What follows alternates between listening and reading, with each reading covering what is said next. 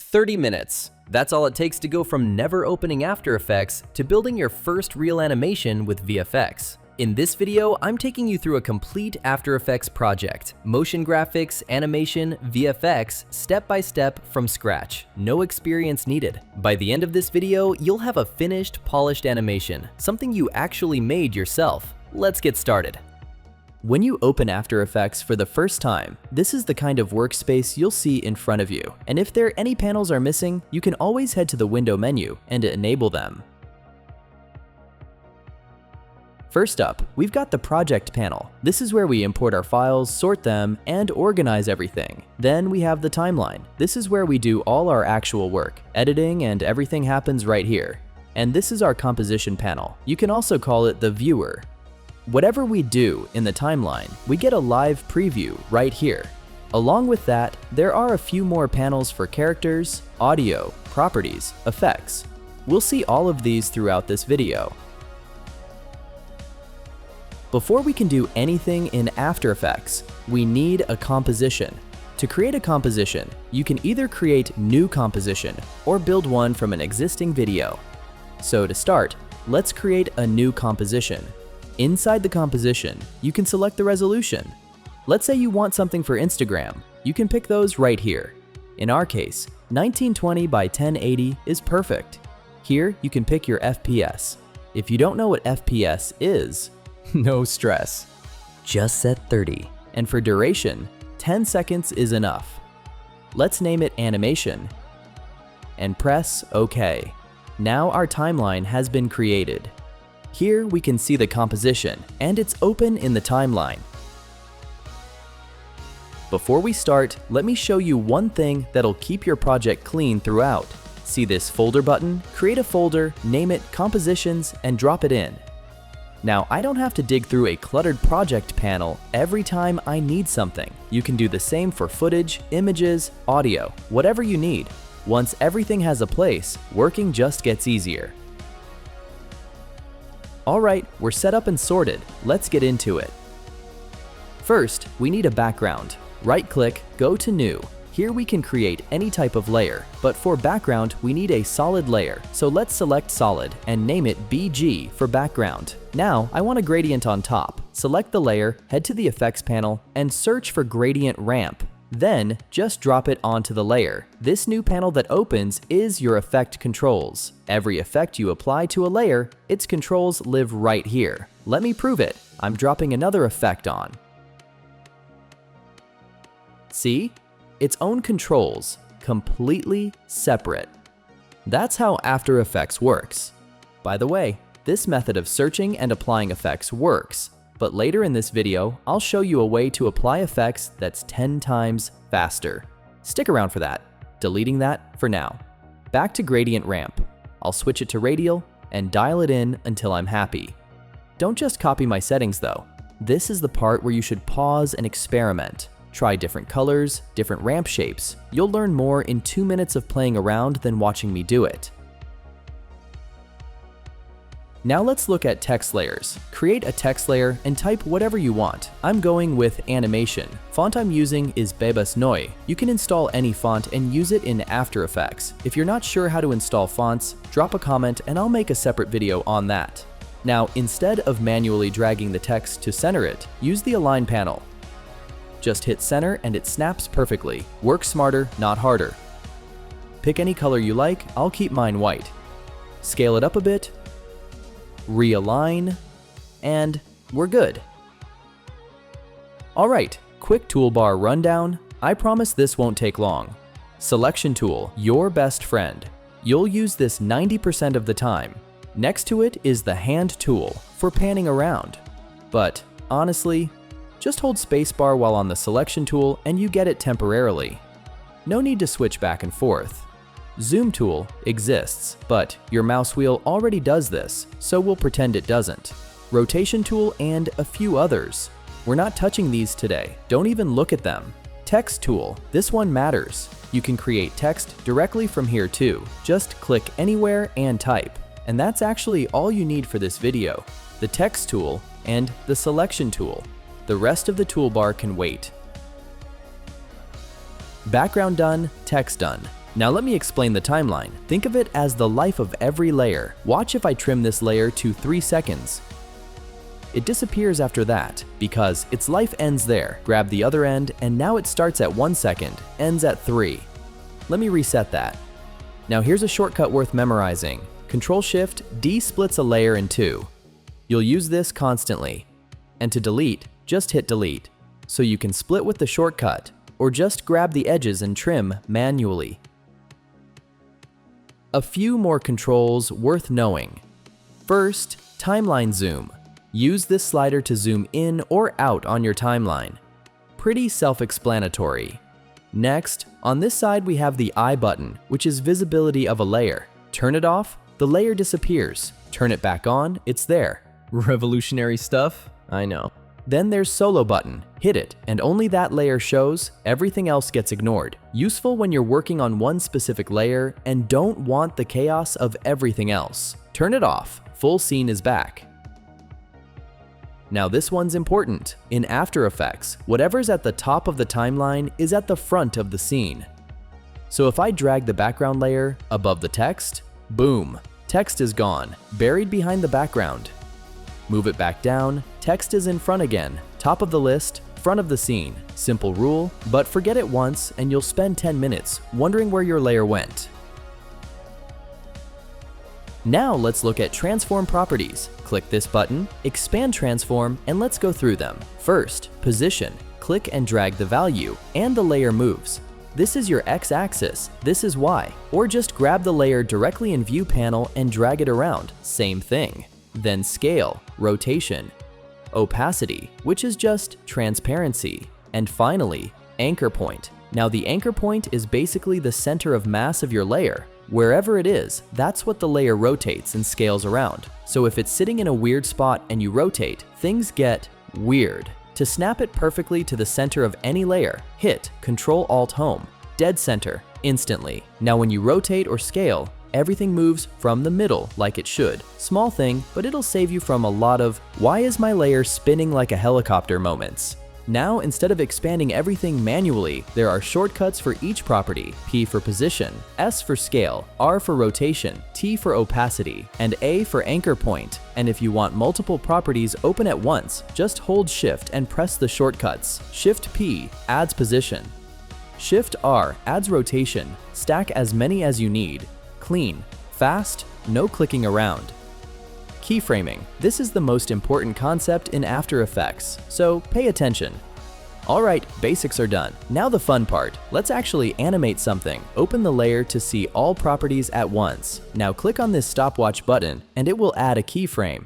Think of it simply. A keyframe is After Effects memorizing a value at a specific point in time. So I set a keyframe here. After Effects remembers. At this moment, scale is 100.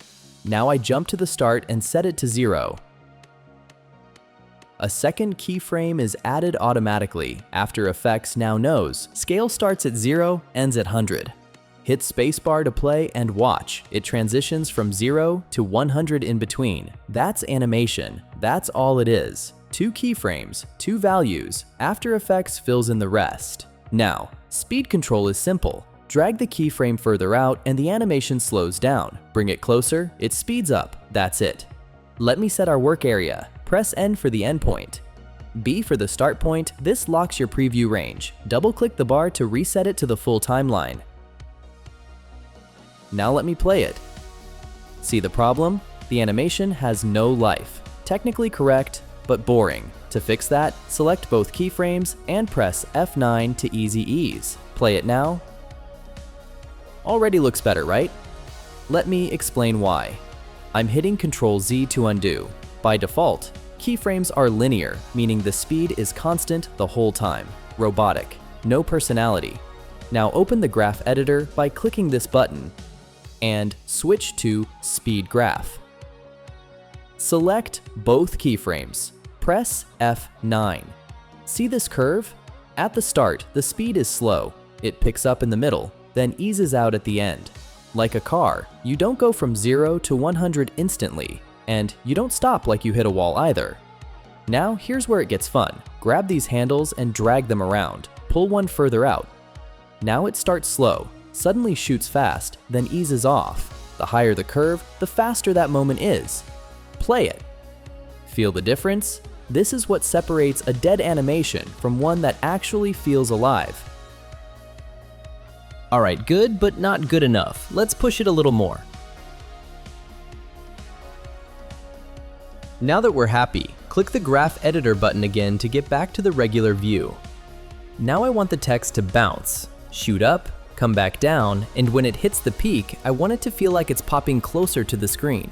So I'll add a keyframe in the middle with a bigger scale value, and when it comes back down, size returns to normal. Select all 3 keyframes and open the Graph Editor. Let me stretch this out a bit so we can actually see what's going on.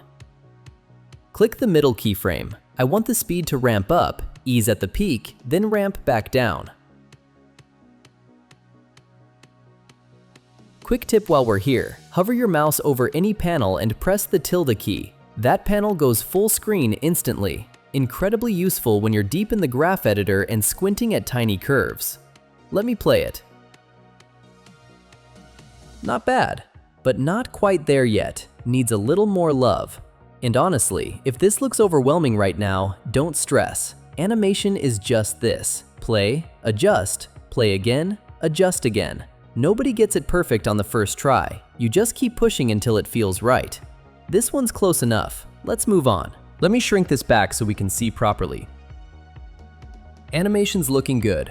Now, motion blur. If you've ever used a camera, you already know this. The faster something moves, the more blurred it looks. After Effects can replicate that. Just turn on the motion blur switch on the layer. Play it now. See how much more polished that feels? One button and big difference. And before we move on, Ctrl+S, save your project, right now. Do it again in 5 minutes. Do it again after that. After Effects has a reputation, and it's not for being stable. Don't learn that lesson the hard way. Now I don't want plain white text. Let's give it a gradient too. And remember that faster method I teased earlier? This is it. The slow way. Search ramp in the effects panel. Drag, drop. It works, but nobody actually works like this. I only showed you so you'd know it exists. Let me delete that. Now watch. Click the layer, hit Ctrl+Space, and this little box that opens is FX Console. It's a free third-party plugin by Video Copilot, and it is genuinely a game changer. Search any effect, hit enter, it's applied. That's it. Link is in the description, please just download it. So, Ctrl+Space, search gradient ramp, done. Applied in 2 seconds. For the rest of this video, I'll be using FX Console for everything. But if you're not ready to install it yet, no problem. The manual drag and drop method I showed you earlier works exactly the same way. No wrong answer here. Now let's adjust our gradient a bit. Click the swap button, and let's set the gradient to something reddish. Hit OK, and look at that. Beautiful gradient on the text. Now here's what I want next. As the text appears, I want a blade slash to cut and split it into 2 halves. For that, we need a shape layer. Right-click, New. We've seen text and solid already.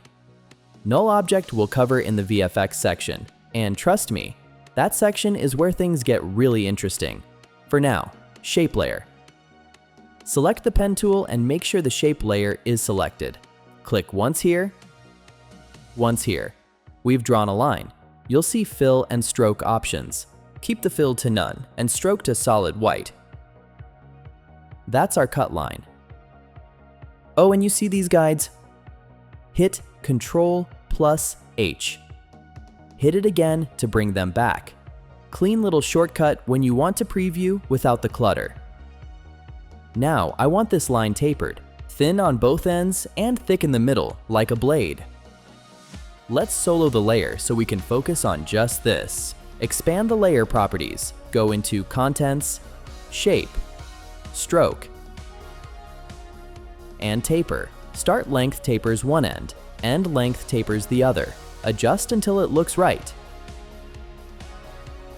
And there's our cut shape. Clean, sharp. Exactly what we need. To animate it like a real slash, open the layer, Go into Contents, click Add and select Trim Paths. Remember that name, you'll use it a lot. Open Trim Paths, set a keyframe at end with a value of 0. Jump forward a few frames, set it to 100. The slash draws itself across the screen. Select both keyframes, F9 to Easy Ease. Open the graph editor. Make sure you're on Speed Graph, not Value Graph. Click the first keyframe and pull the speed up early. I want it sharp and fast at the start, like an actual slash, not a slow wipe. Play it. There we go. But a slash doesn't just appear and sit there, it disappears too. So add another keyframe, jump forward a few frames, and set Start to 100%. Easy ease that as well. Now here's a useful trick. Select all the keyframes, hold Alt, and drag. The entire timing scales together. No need to move each keyframe individually. And that's our slash. Let me name this layer Cut, keeping things organized as we go. Now when the slash happens, I want the text to actually split into two pieces. For that, we need masks. Let me show you how they work. Select the text layer and grab the rectangle mask tool. I'll solo the layer first so we can focus. Now draw over the top half of the text. That's our mask. Whatever's inside the mask shows. Everything outside disappears. Expand the mask properties and you'll see feather, opacity, expansion. Worth experimenting with later. For now, leave them alone. So here's the plan. Duplicate the layer, name it Animation 2. Hit M to quickly access mask properties. Now the mask is set to Add by default, meaning only what's inside shows. If I invert it, the opposite happens. Everything outside the mask shows instead. One layer shows the top half, the other shows the bottom half with the mask inverted. Two pieces, same text. Now select both layers, press P to bring up position, add keyframes on both, jump forward a few frames. Move the top half up, bottom half down. The text is splitting apart. Let's tighten the timing. Drag the keyframes back a bit to speed it up. Select all of them, F9 to Easy Ease. Open the graph editor, zoom in. Grab the curve. Notice both layers are adjusting together since they're both selected. Push the curve until the split feels sharp and snappy. Our animation is really starting to come together now. Next, I want a red trail behind the slash. Let's build that. The slash starts here, so press Ctrl-Shift-D to split and delete the portion before it. Jump to the end of the slash, split again, delete that portion too. Now we have exactly the part we need. Nothing more, nothing less. Duplicate it, grab the duplicate, and push it 1 to 2 frames forward. Change the color to red. That's our trail. The red slash follows just behind the white one. Now same idea for the text. Select both text layers, Ctrl+D to duplicate, and drag them down in the stack. Remember, lower in the timeline means further back in the scene. Let's trim these layers as well. Now, solo both duplicates. Delete the gradient ramp effect from both. We don't need it here. Instead, apply a fill effect. Fill lets you set any solid color on a layer. Set it to red. Then copy that fill effect and paste it onto the other duplicate. Now unsolo, and let's push both duplicates 1 frame forward. So when the originals move apart, the red layers underneath are exposed for 1 frame. And there it is, red trails left behind as the text splits apart, starting to look like something now. Let's add some depth, because flat is boring. Duplicate the upper text layer, grab it, and place it right below that text layer and name it Shadow. Delete the gradient effect, solo it, and hit the transparency switch so we can actually see what we're doing. Apply drop shadow effect. I'll adjust the direction and push the distance so the shadow falls onto the lower text. Tweak until it looks right. Now the problem, the shadow is showing everywhere and I only want it on the bottom text. That's where Track Matte comes in. Grab this pick whip and drop it onto the bottom text layer. Now this layer is matted to this layer. It only shows where this layer exists. The the matte layer's visibility turns off automatically, so just switch it back on. Now, the shadow appears only where the bottom text is. To understand it better, shift the position. See? That's track matte. Hit invert, and it flips. Like an inverted mask, the matted layer shows everywhere except where matte layer is. We don't want that. Remove it. One more problem. Scrub back in time and the shadow is already sitting there like it owns the place.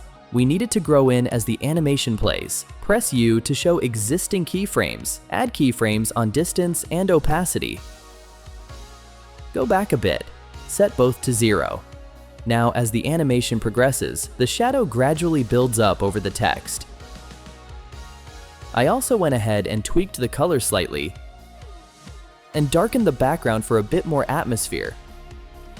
Now, let's watch the full thing. Looking good.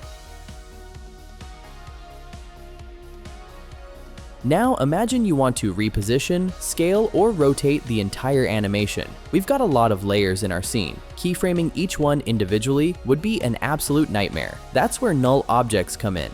I was saving Null Objects for the VFX section, but honestly, I couldn't wait. Right-click, New, Null Object. A null is literally nothing. Think of it as an invisible empty box that controls everything inside it. Here's how it works. Select every layer, grab the pick whip and drop it on the null.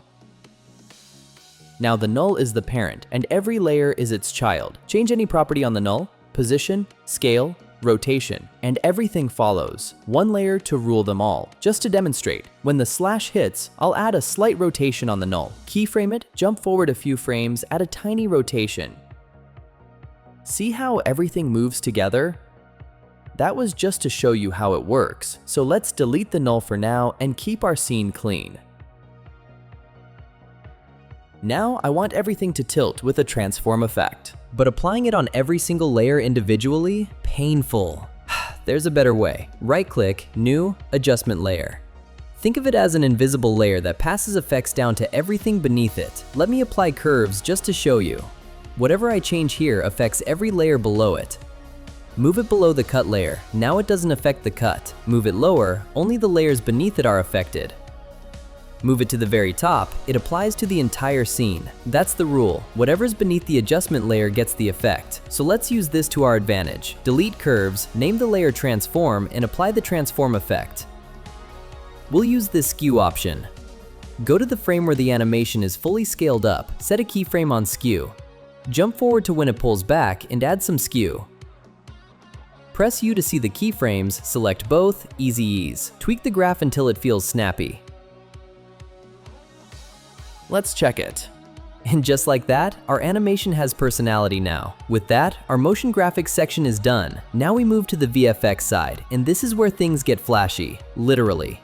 And believe it or not, with everything we've covered, you're already ready for VFX. Seriously, there's just one last essential concept before we dive in, pre-comps. Once you have this, you're fully loaded. Let's go. Select the bottom text layer, hold Shift, click the top layer. Everything in between gets selected. Hit Ctrl-Shift-C and click OK. That's our pre-comp. Simply put, it's a composition inside a composition. Double-click it and you'll see all our layers are nested inside. Whatever changes you make in here, reflect in the parent comp automatically. Think of it as packing everything into one clean box. Instead of juggling 20 layers, we now have one, and that one contains everything. Way cleaner, way easier. Now as the slash appears, I want a lightning effect. You can actually build lightning from scratch in After Effects. New, Solid. Apply Advanced Lightning Effect, and you've got full control. But why make life hard when free stock footage exists?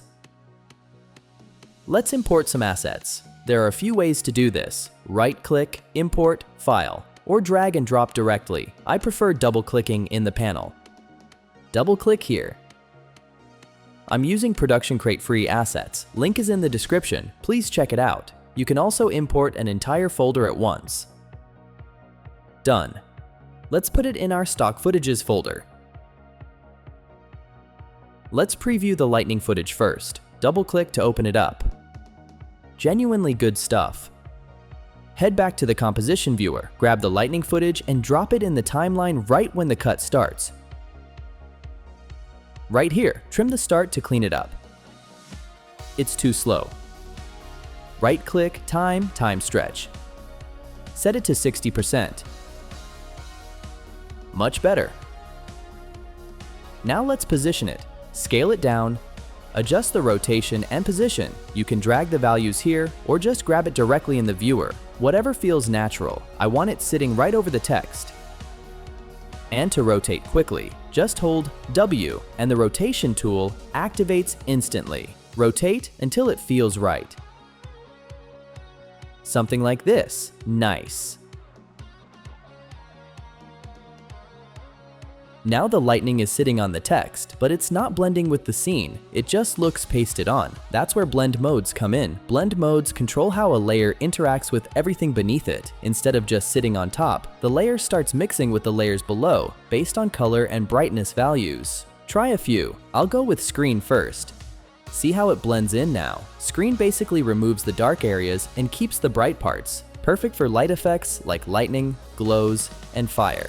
Linear dodge is similar, but pushes the brightness even further. And honestly, linear dodge looks better here. Let's go with that. Now I want to change the color of the lightning. Apply tint. This strips it down to black and white, giving us a clean base to recolor. On top of that, I'll apply Video Copilot's VC Color Vibrance, another free plugin. Link is in the description. It gives you much more natural and vibrant color control compared to the built-in options. If you'd rather not install it, After Effects has CC Toner built in. Works fine as an alternative. But honestly, VC Color Vibrance is worth the 2 minutes it takes to download. Apply it, toggle Fill Empty on, and pick your color. I'm going red, keeping it consistent with the theme. Let's grab another lightning footage. I want this one behind the text to add depth when the lightning hits. Scale it down, position it. Now, instead of redoing the coloring from scratch, just copy the tint and color vibrance effects from the previous layer and paste them on this one.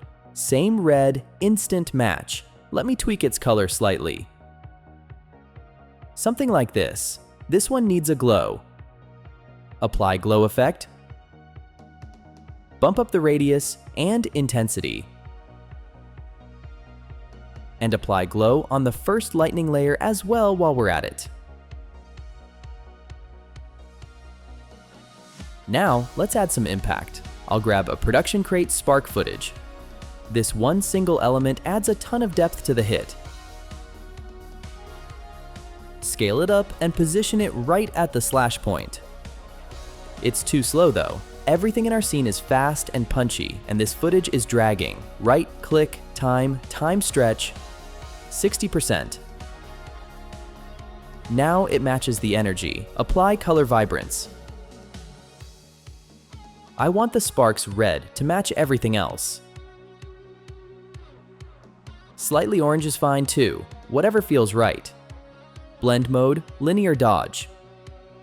Subtle difference, but it blends into the scene much better now, and a little glow on top, just enough to make it pop. Now that looks beautiful.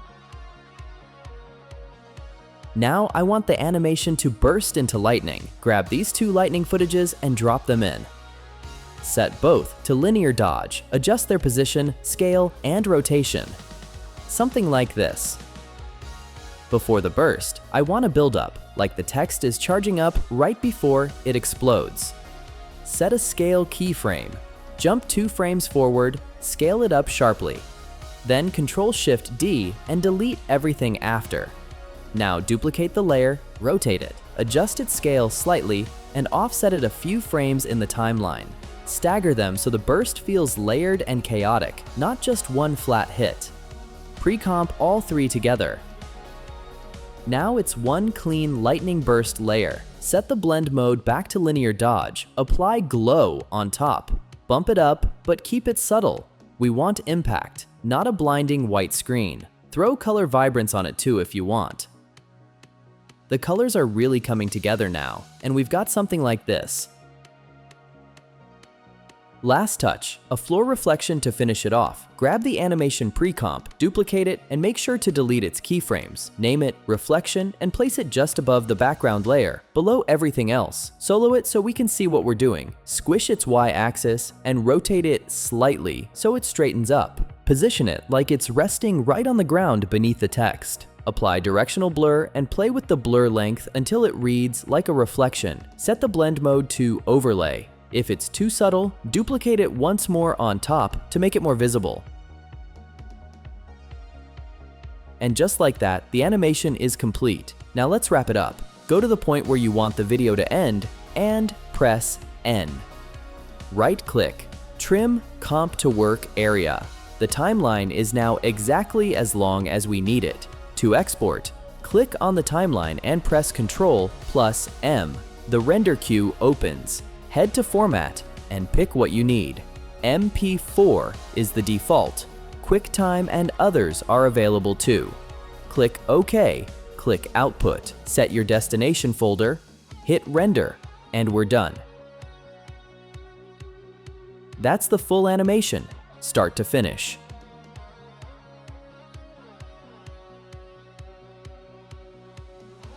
So the animation is complete. If you've watched the full video carefully, I'm pretty sure you're now ready to start your own projects. Try it out, and if you hit any issue, have a question, or get stuck anywhere, drop a comment below. I'll get back to you. Subscribe to the channel and like this video. I'll keep making more tutorials like this, including even more advanced stuff. Catch you in the next one. Bye!